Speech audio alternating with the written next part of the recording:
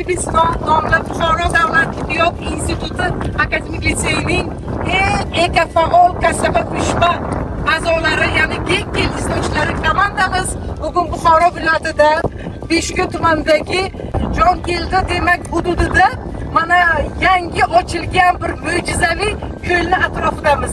Bugun biz mana shu ko'lda hurmatli prezidentimiz Shavkat Miromonovich aytganlaridek, mana tabiatimizni sof holda shunday asrashga, tabiiy boyliklarimizni ertangi kunimizni egalari, 3-Renessans poydevorlari bo'lgan O'zbekistonlik bunyodkorlarda sof holga tabiiy boyliklarimizni asrab ularga top berish uchun, shu bilan birga oziq-ovqat demak mamlakatimizdagi oziq-ovqat mahsulotini barqarorlashtirish, ulardagi oziq-ovqat xavfsizligini ta'minlash uchun biz bu ko'lga baliq ovlashga emas, balki baliq zaxirasini ko'paytirishga keldik.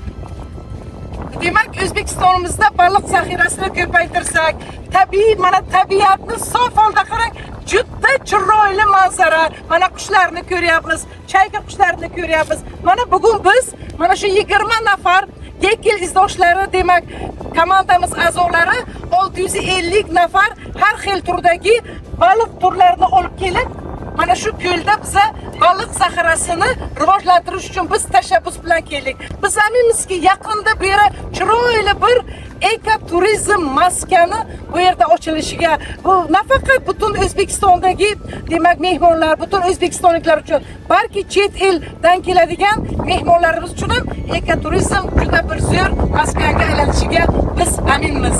Marhamat, yangi mo'jizaviy ko'lga marhamat qilinglar.